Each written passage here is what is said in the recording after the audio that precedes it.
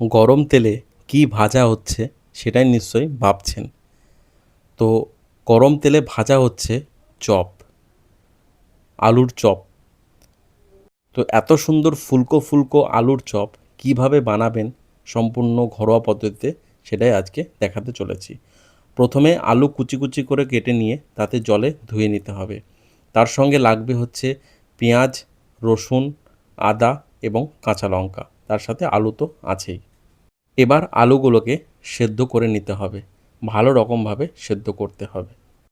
আলু সেদ্ধ করা কমপ্লিট। তো আলুগুলোকে একটা পাত্রে তুলে নিতে হবে। এইবার আলুগুলোকে মাখতে হবে, যেরকমভাবে দেখানো হচ্ছে ভিডিওতে ঠিক সেই রকমভাবে আলুগুলোকে মেখে নেবেন। আলু মাখানো কমপ্লিট।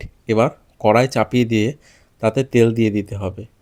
ওই মেখে রাখা আলুটাকে রান্না করতে হবে। তাতে দিতে হবে 5 ফোড়ন তেলের মধ্যে এবং সাথে 2টো তেজপাতা এবং সাথে 2টো শুকনো লঙ্কা দিতে ভুলবেন না। এবার যে মশলাটা দেখালাম সেই মশলাটা দিয়ে দিতে হবে মিক্সচার মেশিনে পেস্ট করে।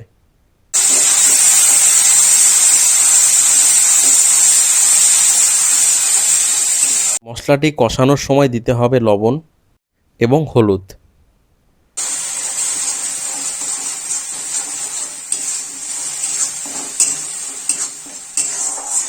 এবার আলু মাখাটা ওর মধ্যে দিয়ে দিতে হবে, দিয়ে ভালো করে মশলার সাথে আলুটাকে মেশাতে হবে।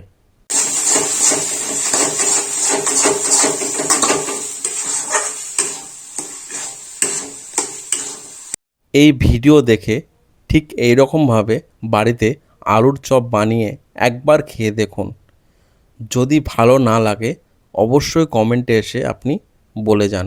আর যদি ভালো লাগে অবশ্যই কমেন্টে এসে একটা ভালো কমেন্ট করে যান। এবার বেসনটা গুলে নিতে হবে।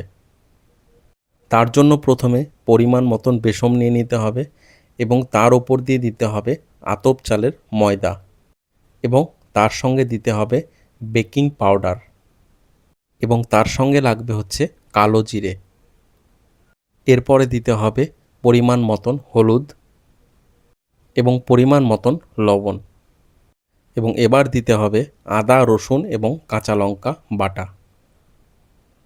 এবার জল দিয়ে এই বেসমের ব্যাটারটাকে ভালো করে ফেটিয়ে ফেটিয়ে মাখাতে হবে।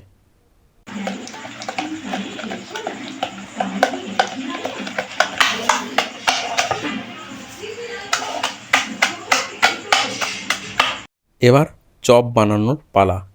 প্রথমে অল্প একটু আলুর টুকরো নিয়ে তাতে হাতে অল্প পরিমাণ ময়দা দিতে হবে এবং চপের আকার করে নিতে হবে আলুর টুকরোটা দিয়ে। এইভাবে অনেকগুলো চপ বানিয়ে নেব। প্রথমে যে আলুর টুকরোগুলো দিয়ে চপের আকারে বানিয়ে রাখা ছিল সেটা বেসনের মধ্যে ডিপ করতে হবে এবং গরম তেলে ছেড়ে দিতে হবে। দেখতেই পাচ্ছেন যে কতটা সুন্দর ভাজা হচ্ছে এবং কতটা সুন্দর ফুলে উঠছে।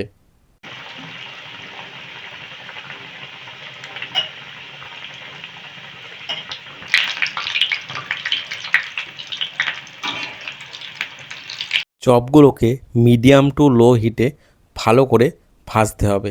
যেহেতু ভেতরকার আলু সেদ্ধ করা, ওপরকার বেসনের প্রলেপটা ভালো করে ভাজা হলেই নামিয়ে নিতে হবে। তো আলুর চপ ভাজা কমপ্লিট। তো আলুর চপগুলোকে নামিয়ে নেব। দেখতেই পাচ্ছেন যে কতটা সুন্দর ফুলকো ফুলকো হয়েছে আলুর চপগুলো। আমি একটা আলুর চপ নিয়ে নিয়েছি তো দেখানোর জন্য যে কতটা সুন্দর ফুলকো হয়েছে এবং কতটা মচমচে হয়েছে।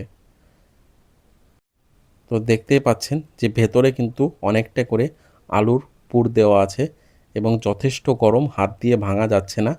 তো এই হলো আজকের আলুর চপ। রেসিপিটি যদি ভালো লেগে থাকে অবশ্যই চ্যানেলটিকে সাবস্ক্রাইব করবেন।